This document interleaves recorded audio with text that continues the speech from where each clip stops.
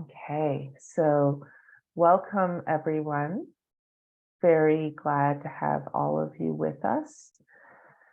This is the first part of a series. We are so incredibly lucky to have Michelle, who is going to be joining with us to share some of her great knowledge and wisdom. And I will let her introduce herself more in a little bit, but we are really, really lucky to have her with us. She is actually the first private practitioner registered with the college who is Mi'kmaq. So we are really proud of all that she has accomplished and grateful that we have a chance to learn from her. I do want to begin with a land acknowledgement. I want to invite you to join me in the land acknowledgement. So you can see on the bottom right, there's a link. So if you do not know the name, the original traditional name for where you are located, you can go to that map. It also tells you how to pronounce it. And it's a wonderful resource if you're not familiar with it. So please go in the chat and do that. Please also take a moment if you're near a window to look at the land and connect with it. I would like to begin by acknowledging that I am speaking from Wasakusikuam, which is located on the ancestral and unceded territory of the Mi'kmaq, whose inherent rights were recognized in the Peace and Friendship Treaties that were signed from 1725 to 1779. This series of treaties did not surrender Indigenous land, resources, or sovereignty to the British Empire, but instead established rules for an ongoing relationship between nations. The treaties were later reaffirmed by Canada in Section 35 of the Constitution Act in 1982. They remain active to this day. Let us take this time to pause in reflection and gratitude for the land where we live and work. The Nova Scotia College of Social Workers commits to translating this acknowledgement into action by seeking to implement the recommendations of the Truth and Reconciliation Commission's calls to action, especially those regarding education. We commit to doing what we can to becoming better treaty partners.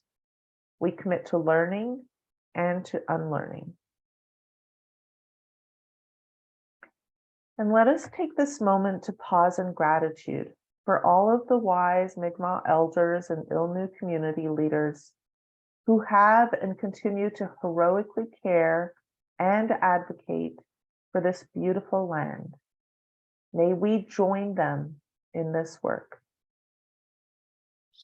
Let us take a deep breath and recenter ourselves away from the violent ways colonization fills our world. Let us take this moment to commit to justice and healing. Let us take a deep breath and work on letting go of the unconscious bias that is everywhere. Let us work to decolonize ourselves, our practice, and this community that we share by working for justice for all human beings as an expression of our gratitude for being here, as well as an expression of the land-based Mi'kmaq teachings and values that we all must begin to learn and honor. May our session today lead us to be in right relationship with this land and with one another. Will all of you. Thank you. So now I'm going to welcome Michelle, and I'm going to invite Michelle to introduce herself a little more. She is a great wisdom keeper, at least in terms of the ways she has been sharing her wisdom with us at the college. And she's also working on her PhD, and she's also doing private practice and a million other things. And we're just really grateful that she's with us. So Michelle, I'll invite you to say a few words, and then I will pull up your PowerPoint, and we are excited to learn from you. Hello, Leo. I'm Sedwin. Thank you, everybody. We're going to begin today. Just gonna light some sage. And just following and reflecting on everything that was already just said on the opening, which I think are really well thought out and put together. I really appreciated that. Welcome. Thank you. I just taken this time to be prayerful and ask for clarity of mind, and also to say the right things, and also to speak what is truthful, and also to listen with an open heart. I ask also for that we all have good intentions, and help us to think about the information, to process in a way that will benefit all of the participants here today that hear these words. Also ask Creator that you'll help us to walk a good path, help us to be kind and loving, help us to be helpful and supportive to one another. Creator, we are so thankful for the many things that you provide for us. Mother Earth, waters, clean air, many things we take for granted, and we know this isn't the case around the world. Not all peoples are enjoying this freedom or these circumstances right now. So we're mindful of many others around the world that may be struggling at this time. And also here in Turtle Island, many are struggling with grief or mental health or addictions, loneliness, maybe family troubles. Our youth struggling many different ways. Our men feeling disconnected from their families and communities or their children. Our elders who are getting up in age, losing friends. Many are suffering in silence, in isolation. So Creator, we ask that you help us to be an extension of your loving kindness. Help us to reach out to those in need, but also to have humility as we walk this path, Creator. Help us to accept help, to also look for opportunities to lean on one another and be together the way that you intended us to be, and also to be good stewards of the earth and the water, and not to be wasteful, to be good caretakers of the land and one another and ourselves. Creator, we leave this day in your care and keeping, and we're mindful that we're imperfect. Help us to continue to work on these things each day. All my relations. So I try to open up in a good way, because the information that I share is information that has been shared with me. So I'm just learning from my elders and my community and trying to listen to the voices. And as a social worker in clinical practice, my own personal journey, I started off doing, I was a young mom, which is really interesting. Kind of had a rough start, you know. I'm a descendant of residential schools, and my mom, she really was my hero, because after leaving residential schools, she really fought for her own right to get educated, and she really fought hard. She graduated from ECE level 4 with a specialization in special education, and she did a lot of work over the years helping individuals, child counseling, and in different things. And my dad has always been a helper in his own way, worked in supporting the communities. And so I guess I've had really good examples, and I recognize that as a privilege. However, I became a young mom, and I left school when I was 16 and went back to do my GED, kids in tow. And from there, a small university gave me an opportunity to do a couple of courses, and said if I could do good in those 2 courses, maybe they would consider me as a mature student. And so I worked really hard at those 2 courses and I never looked back. So I graduated from St. FX. It took me 9 years to do my undergrad degree. I was a young mom, took my kids to a lot of classes. In fact, uh, my son went to so many of my classes that when we would do exam reviews, he would blurt out the answers when the when the prof was doing the reviews. So I tried to set that example to my kids that education was very important to changing this this path that a lot of our people have been put on.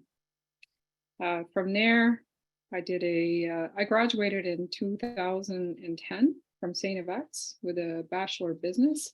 And I did a little bit of business for a time, did some culinary stuff and ran a steak and seafood restaurant for a bit, but quickly realized that where my calling was, it wasn't helping people and supporting our communities. So back to school I went and I graduated first with a bachelor and then eventually a master of social work from Dalhousie in 2017. And after this, I worked across the entire spectrum of services, doing various types of social work, including counseling, not-for-profit, provincial, federal, and in the last year, I finally entered into private practice. And during that time, I really focused my practice on supporting Indigenous communities and persons. And so that has been my heart's calling, just trying to understand how I can improve my own personal practice and what is needed for our people, to be well. And so I've been trying to learn along the way. I noticed right away that the gap in my understanding as a social worker was that all of my education had been in the Western practice. So that's a little bit about me. That's kind of what brought me to where I am today. So there'll be time for questions, I guess, at the end. But I just wanted to give today a little bit of context of a little bit deeper context, and not sure what's going on with the writing. There's a little messed up, but that's okay. That's just the title page. So we're going to talk a little bit about social work practice in Mi'kmaq, what social workers really need to know. And today we're hoping to cover, although 1 hour isn't much time to really go into a deep dive of this conversation, we'll just touch a little bit on this, and then I think I will provide a list of some further resources at the end of the presentation. And certainly people can reach out to me. I'll provide some contact information at the end and be happy to answer questions or have some conversation later. So we'll talk a little bit about the pre-colonial context of Mi'kmaq specifically, then what happened at colonial contact, what we're seeing in communities today, just some of the overview. And it's important to recognize that our communities are not just our trauma. We are so much more than our trauma. But we will kind of look a little bit deeper at what are some of the challenges that face social work practice. And then we will also talk a little bit about, just very briefly, about decolonizing practice and what that looks like. And then there will be time for some questions at the end. And that is the logo to my business. And my business, Etli and Pizimkik, it means where I go to heal. And I saw this vision in a dream, and I seen a Mi'kmaq woman standing there. She was praying with her feather raised to the sun, speaking to grandfather. And I could see her standing on something, but I couldn't see what it was at the beginning. And I had a discussion with my fiance about what I saw. I said, I think she's standing on the earth. And he said, no, she's standing on Turtle Island. And that's how the turtle became a part of that vision. So that logo means a lot to us. Represents what we're trying to do. It's a holistic practice that incorporates spirituality, language, culture, ceremony, and this is where I hope to take my PhD work. So, okay, we'll begin. So it's important for us to recognize and just have a little discussion about what things look like here in Mi'kmaq before colonial contacts or contact. And there's many different resources that we can draw upon to look at this. There's a lot of writings, a lot of research that goes to back up that our communities were not always in the situation they're in today.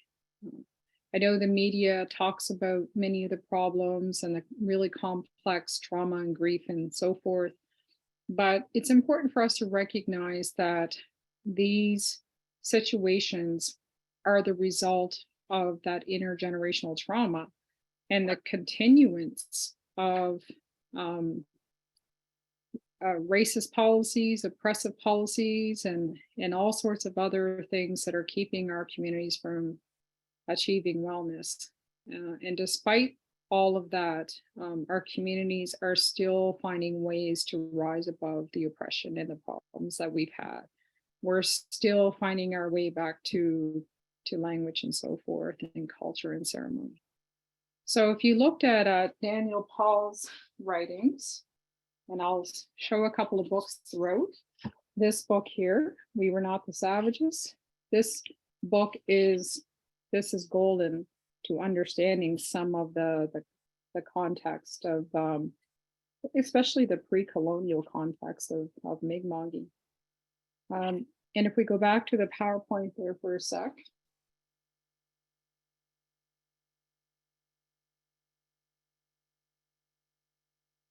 He states right away, if you were just to look even through the table of contents, that Mi'kmaq people were governed by 4 principles: the supremacy of the Great Spirit, that respect, that love, that connection to Creator, respect for Mother Earth and all that walks upon it, whether it's the plants or the animals or the little creepy crawlies. We had understanding of the water cycles, and we had great respect for water. We didn't waste. There was a lot of respect shown for all creation around us. And we also believed in our people. Everybody pulled together.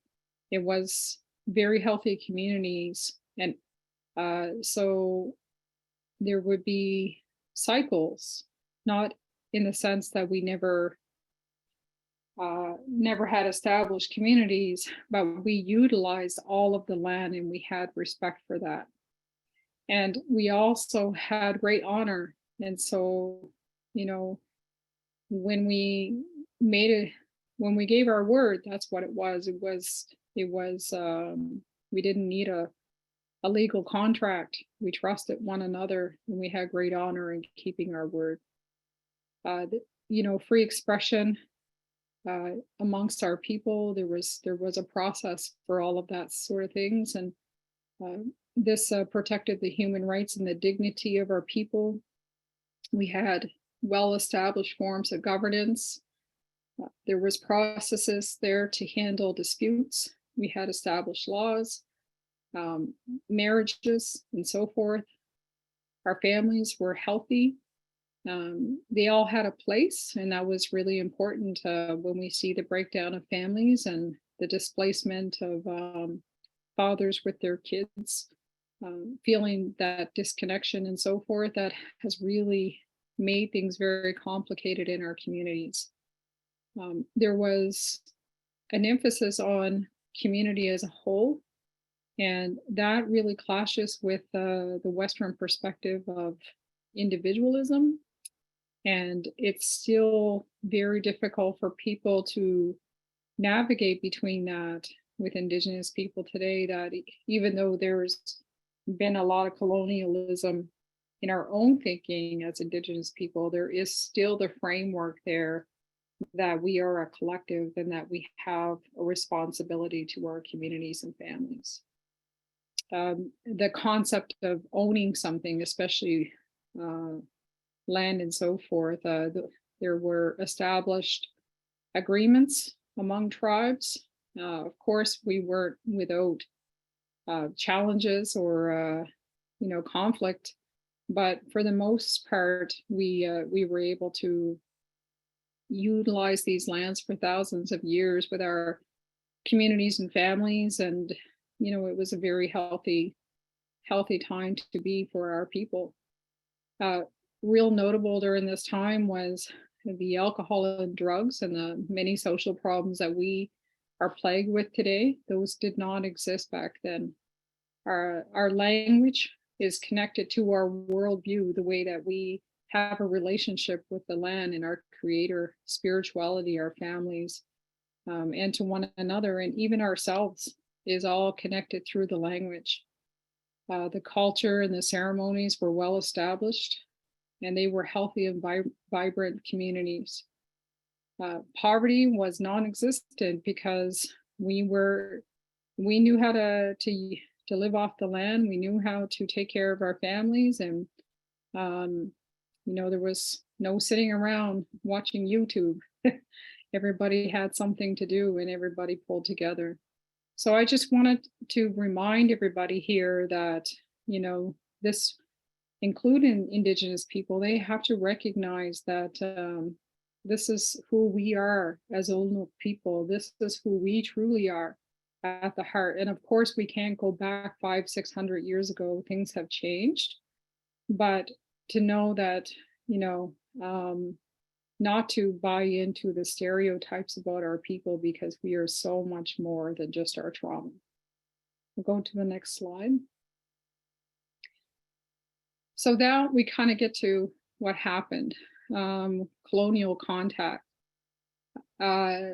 Eduardo Duran, who's an Indigenous psychologist from the US, talked about how even at colonial contact, those people were a traumatized people when they came to Turtle Island.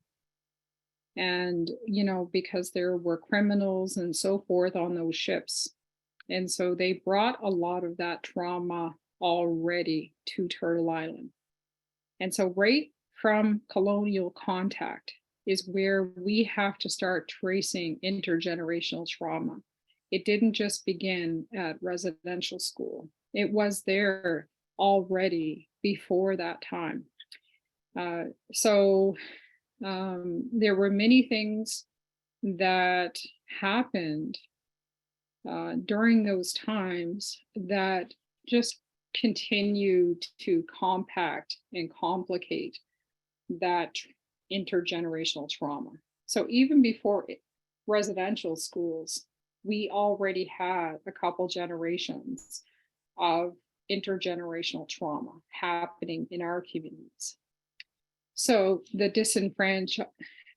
disenfranchising of our people, the resettling of people from the land, disconnecting them from the lands that they hunted and fished and used for medicines and for social gatherings and for settling, was all kind of taken, and they were resettled into communities. And those communities are still there today. And these communities were often located in areas where, they weren't really good for farming or anything like that. In this book here, done by Bob Joseph, he talks about how under the Indian Act, not only were we resettled into those communities based on the Indian Act, but we were prohibited from growing things, trading things, selling things, So we really could not provide for ourselves. We were restricted to those lands and couldn't leave without a pass from the Indian agent, prohibited from voting, from participating in the war until it got to be too bad. And then they sent our people over. But during that time, if you joined the war, you lost your status, which also was connected to any kind of, I wouldn't call it protection, but as an Indigenous person, if you didn't have status, you couldn't get supports anywhere. So out of desperation, we were no longer able to support ourselves the way that we had done for thousands and thousands of years. And disease started to be very rampant. And this kind of started the ration system in our communities. So we were forced to live off of those rations. So it's hard to even talk about all of this. Sometimes we tend to think that, these are all things of the past, and so it's time to get over it. But the legacy of all of this stuff is still very present in the people today. And that's important for us to recognize. Not only do we have survivors of residential schools and Indian day schools, like even my fiance is a survivor of Indian day schools, and he's younger than me. The effects of the 60 scoop, where Native children were just taken sometimes without any cause or any explanation from their families and adopted out to non-Indigenous families, sometimes in the States. So we have a lot of disconnected people all over Turtle Island that have been, traumatized in these ways. And today we're not free from, this heaviness of seeing things from the Western perspective. It's all embedded in social work practice, and it needs to be decolonized.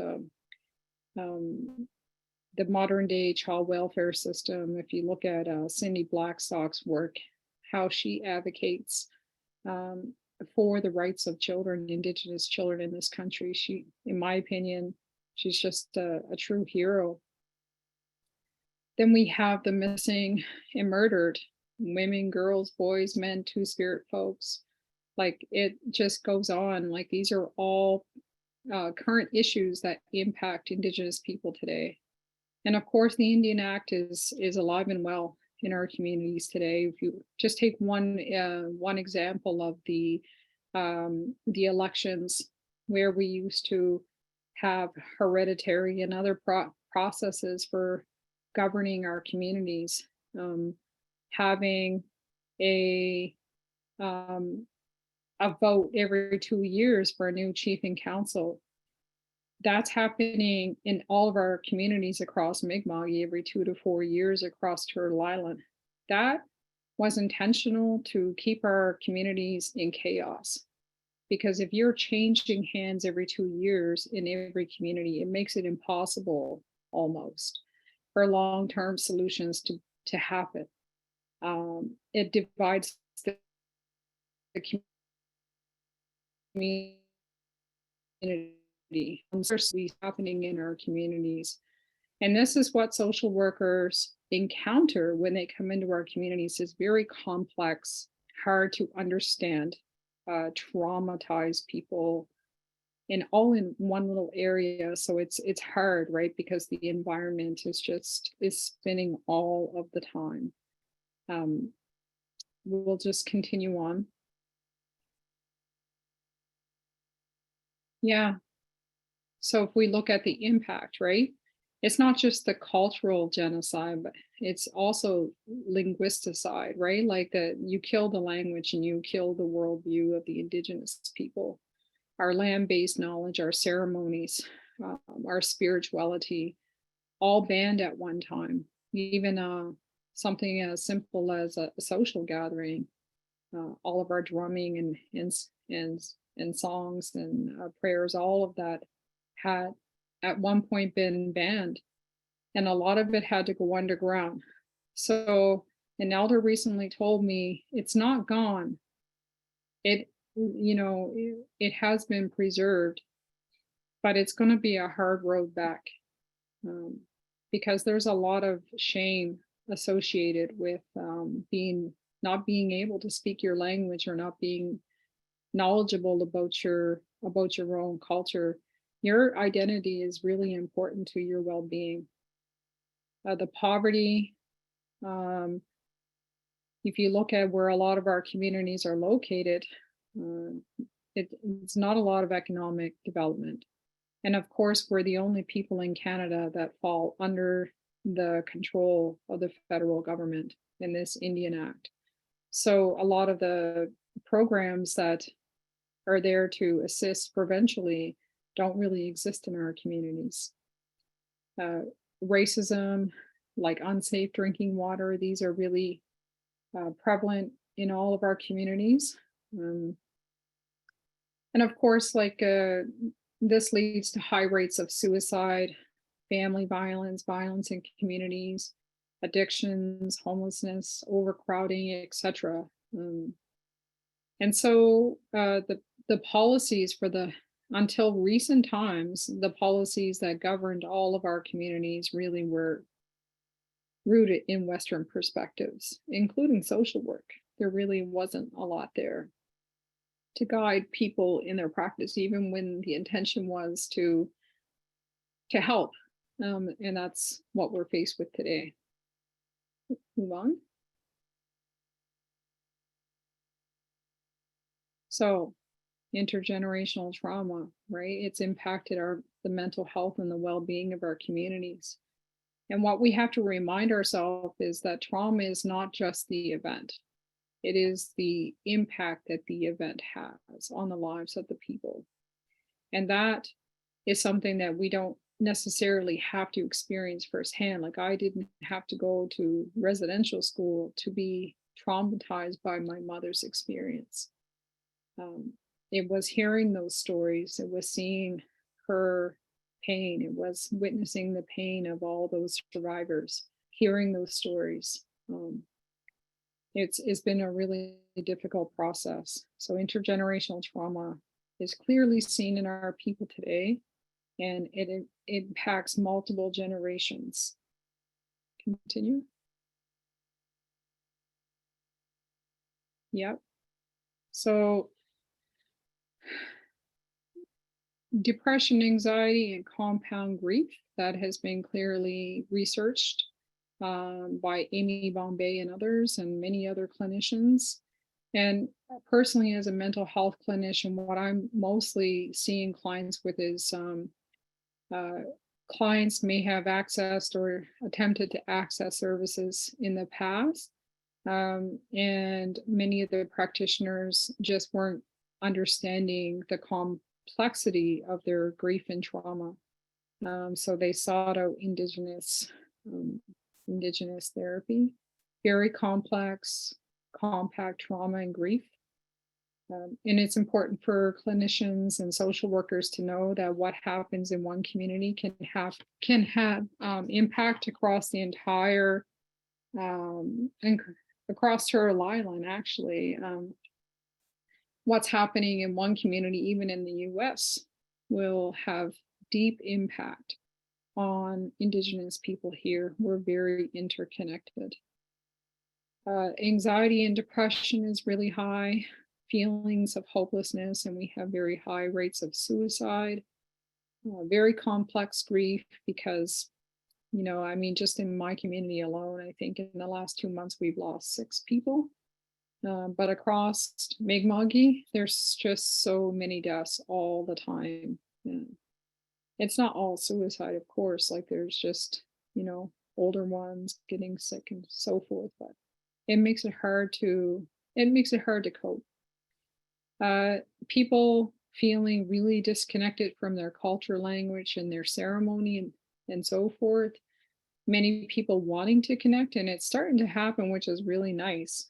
Um, you know, there are people stepping up and sharing, and this is really central to our belief system too. If you have knowledge, share it, and that's partially why I'm doing so much of the education part of it too. Is I don't know a lot, but what I know, I'd like to share, and I hope to learn a lot more. So poverty is very high, and until recent, like the social uh, welfare rates in our communities, I think, hadn't changed for like 30 years.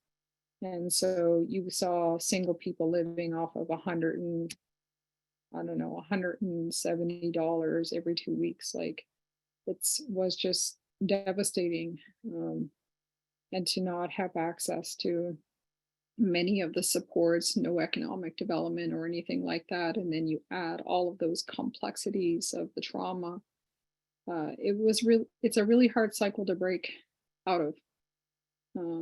So this leads to a lot of family breakdowns. It increases violence and increases the intensity of the violence. Many individuals, when they experience violence in communities, there's really no safe place to go because our communities are so connected. It makes it really, really difficult. So, yeah, it's heavy on my heart. So this leads a lot of our families to be involved with child services, Mi'kmaq family or child services. And a lot of my clients too find themselves there. And maybe, it's because they're not able to provide for their kids, or maybe they don't have access to cleaning products or supports. And so they end up in this cycle and really not knowing how to navigate it. So a lot of my clients that I work with are involved with that. And of course, the racial discrimination, the barriers, and so forth.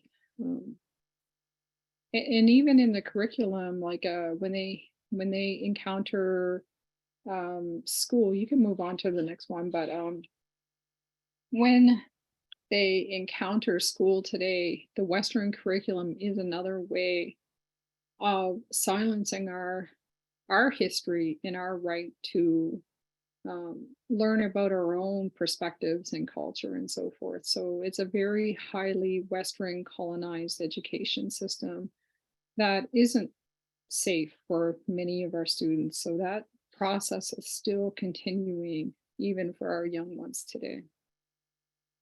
So if we think about social workers, we don't necessarily have the best reputation with Indigenous people, right? Social work had its beginnings in the early 1900s, and the purpose of it was to address problems such as poverty, child welfare, help at schools. And after the war, they started to focus more on the mental health of soldiers and so forth. But this wasn't necessarily the case with our people, because social workers became an instrument to also removing many children and placing them in residential schools and day schools and so forth. Not to mention like the 60 scoops and so forth. So this historical relationship that social workers have had with our communities has really deepened the distrust that exists between our people and social workers. And that has to be acknowledged if we're going to be doing work with Indigenous people. We have to acknowledge the history in order to change it. We'll keep going. So, what are social workers all about, right? We're entrusted with the health and well-being of our clients, and we have an ethical duty to care for the communities that we serve. Yet, having this knowledge, we know that the theoretical frameworks, the education that social workers are getting today really do not reflect what is needed in the communities. I don't want to use the word culturally safe because I don't think there's really a way we can do culturally safe practice, but we can certainly strive for a culturally responsive, and we can remain culturally, cultural humility will help us to be in the position of a learner and, take the direction from the communities and our elders, because we know that our clients are the expert in their lives, and we really want to try to support them in what they know is best for them. I just included a couple quotations there that even though the health disparities between Indigenous and non-Indigenous people is continued to widen, like the education and stuff like that is really slow to catch up. Like we're still in great need of decolonizing our education. Okay, so in this sense, if we know this, then we know that Indigenous worldviews is what will help us to decolonize not just our education, but our personal practice with Indigenous peoples and communities. And that is the way that we move forward in reducing the harm that is continuing to be perpetuated through practice.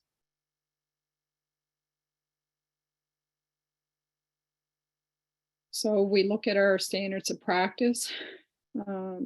We know that those Western frameworks, they can be a guiding tool. It's not like they're necessarily scrap. It's that they need to inform practice in a way as well, but it's not the only way to look at things. Our elder Albert Marshall in 2017, well, before that actually, this is just quoting one of his articles, but he coined a term to white seeing, which is a framework, or not really a framework, more of like a tool that helps the individual to look at things from multiple perspectives, right? To see the situation not only from the Western perspective, but also from the Indigenous worldview. It's not something that favors one or the other. Rather, it's a tool that helps the user to kind of navigate between both perspectives to figure out what is best needed in the moment to support that client or that community. And as long as we're not appropriating to white seeing in a way that is just like perfunctory, I think to white seeing can be a very useful tool. But it should be noted that it has and continues to be at times misused in a way that benefits the Western perspective.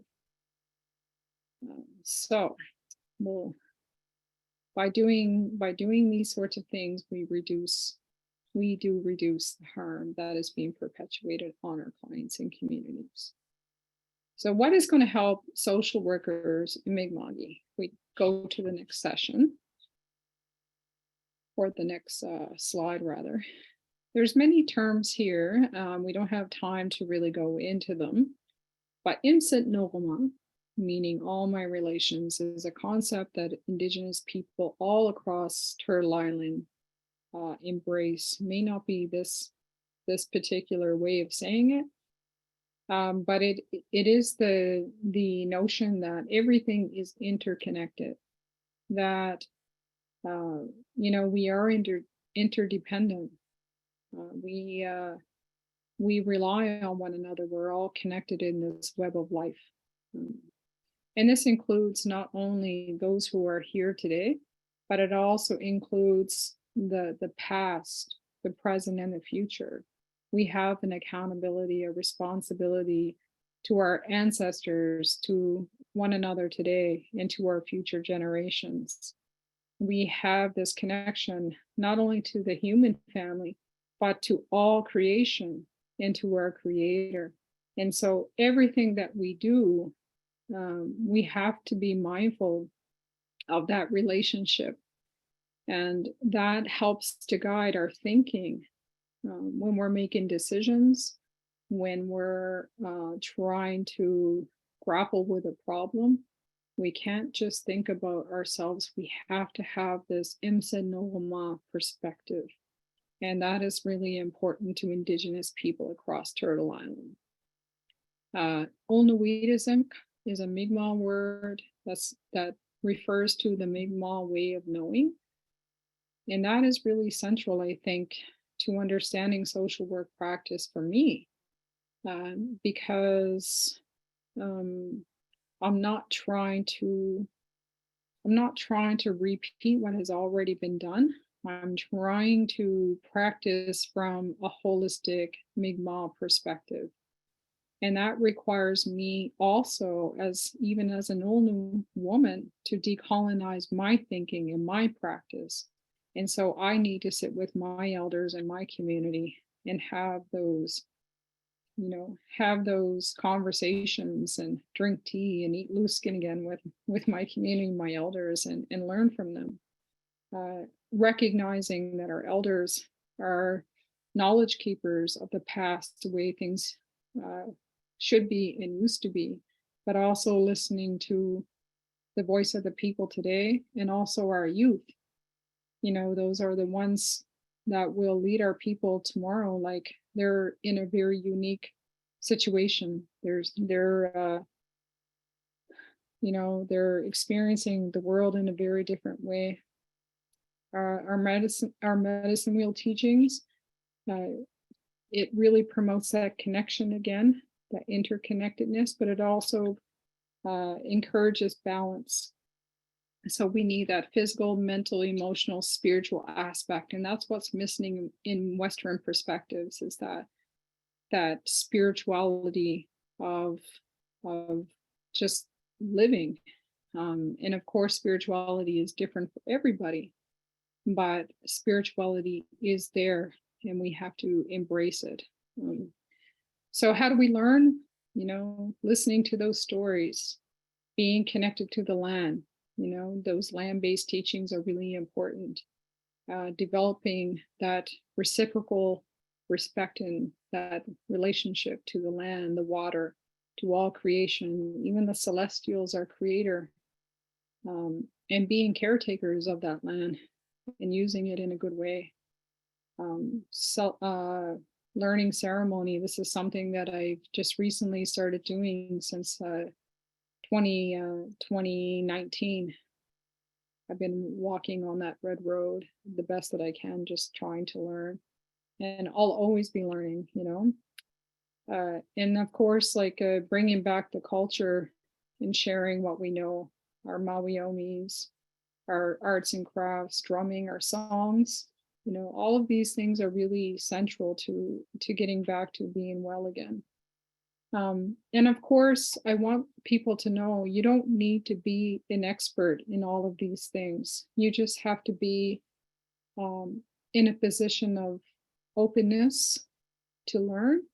And I would encourage social workers to really make the effort to get to know the communities that they serve. Who are the elders? Who are the teachers? Who are the ceremonial people? Who can support your learning? Who can mentor you? And in the other case, that maybe you are just connecting your clients to folks that know how to do that. So it doesn't all fall on your shoulders. It's a shared responsibility that we all have. And none of us are experts in any of this. We're all treaty people. We're all learning together.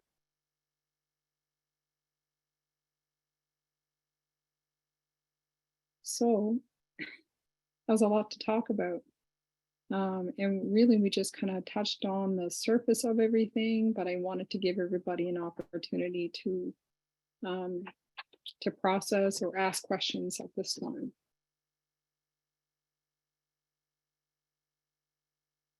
Thank you so very much for sharing so much of your wisdom, and not just today and not just for this series, but really as part of our Decolonizing Social Work group where we are working with other organizations involved in social work, like Dalhousie, Cape Breton University, and elsewhere, to work on decolonizing. And this was wonderful learning. I'm seeing a lot of thank yous, but we do have a couple of minutes if anyone has any questions. I will say that the one thing that really struck me as you were speaking that I haven't heard articulated, but it was such a aha moment, was when you talked about how colonization was traumatized people arriving into this land.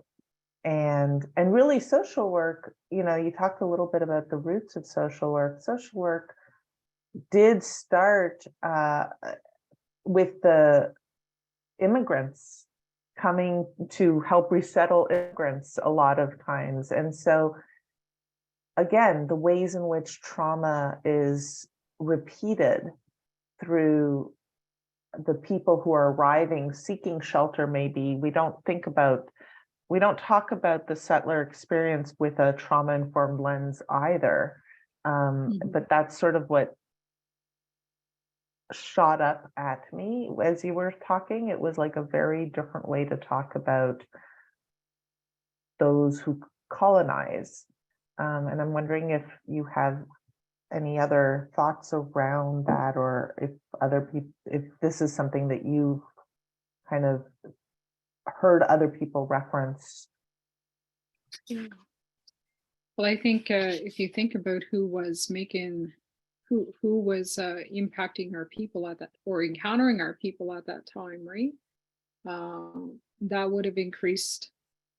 They weren't just friendly settlers coming to Turtle Island. This was the beginning of things like a rape and all sorts of harms being done to our communities. And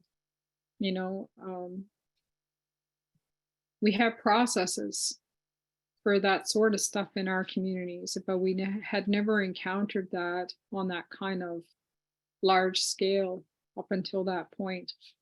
And so that that environment was very unsafe for everybody. And that's where things started to really go sideways, I think. Because our people didn't really have this concept of land ownership in that sense. We had agreements, but we had a very our responsibility to one another is to take care of one another. That was where people came from at that time. You shared what you had, you took care of one another. But that was all foreign, like concepts when we encounter colonialism, things that our people never heard about. But some of the things I'm learning in my research was that our people were highly, they were highly intelligent and organized, and they I guess they figured there was a threat there at some point. None of this didn't make any sense. So it's not like we didn't put up resistance. We did, but that's the way things turned out. But now we can understand why, because those people that came to the lands were themselves traumatized, highly traumatized.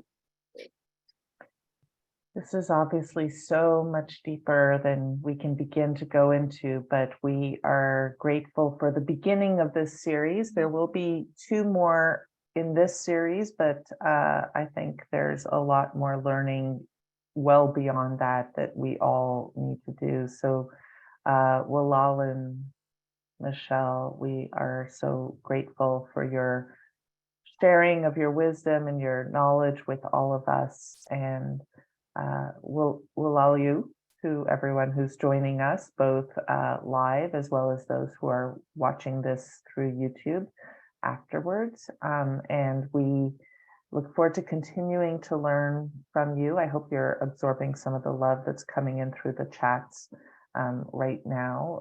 Appreciation for the wisdom that you've shared.